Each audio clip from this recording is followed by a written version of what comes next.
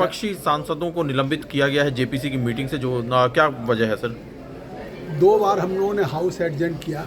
अगर आज हमने जम्मू कश्मीर के मीर वाइज को और उनके डेलीगेशंस को टाइम दिया, इन लोगों ने मांग किया था कि साहब जम्मू कश्मीर का कोई डेलीगेशन नहीं आया है, जम्मू कश्मीर चलना चाहिए।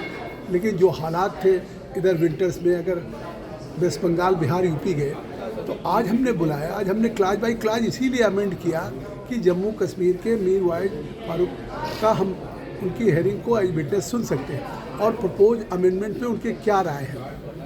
पहली बार हमने देखा कि ओवैसी साहब जो हाउस में, पार्लियामेंट में बिल में नहीं जाते हैं, वो भी बिल में आ गए। और जिस तरह से कल्याण बनर्जी ने हमको आज मतलब अनपार्लियामेंट्री वर्ड्स यूज़ किया, गालियां दी, जिस तरह के आरोप लगाए, मुझे लगता है सोच समझ करके मैं उनसे गुजारिश करता रहा, निवेदन करता रहा कि कम से कम जिनको हमने बुलाया उनको सुन लेने दीजिए, उसके बाद डिस्कस कर लेंगे। लेकिन आज वो हंगामा पे आमादा थे।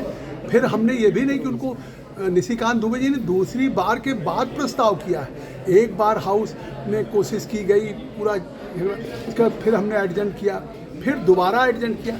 तो आखिर किसी को हमने बुलाया था और वो लोग इस मीटिंग को आज नहीं चलने देना चाहते थे। मीर वाइज और जम्मू कश्मीर के डेलीगेशन को हम नहीं सुनने देना चाहते।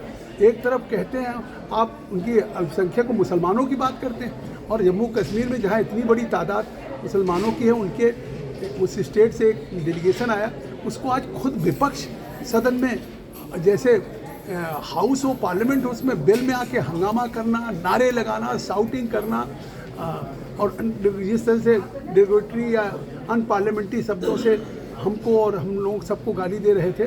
तो मुझे लगता है कि मजबूर होकर के हमारे माननीय सदस्य निशिकांत जी ने प्रस्ताव किया, उस पर सभी ने सर्वसम्मत से उनको निष्कासित किया। लेकिन सर आरोप ये लगाया गया है कि अपनी मनमर्जी से सारे शेड्यूल तय किए जा रहे हैं, एजेंडा चेंज किया गया, शिकायत करने जा रहे हैं, एजेंडा चेंज किया, तारीखें बदली गई। तरीके से आप एजेंडा कोई चेंज नहीं हुआ। हमसे लगातार लखनऊ में इन्होंने गुजारिश किया, ओवैसी साहब ने, नासिर साहब ने, सब ने कि मीर वाइज को बुला लीजिए।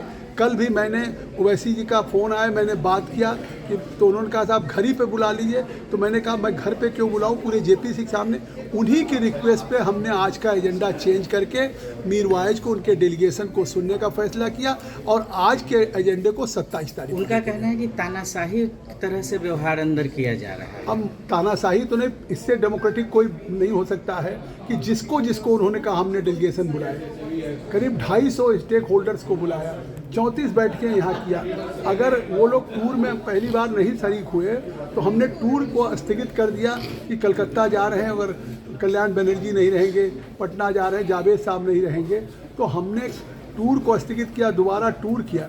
इतना डेमोक्रेटिक मैनर में कोई जेपीसी नहीं चली है, इतनी बड़ी डिटेल डिलिब्रेशंस कभी नहीं हुआ। जो सरकार की मंशा थी कि इसमें थ्रेड एंड बेयर डिस्कस हो जाए, पूरी कंट्री में हमने इसका डिटेल डिलिब्रेशंस किया। तमाम राज्यों में गए, वेस्ट बंगाल, उड़ीसा, बिहार, असम, उत्तर प्रदेश, तमिलनाडु, कर्नाटका, महाराष्ट्र, गुजरात, तेलंगाना, कौन सा स्टेट बचा?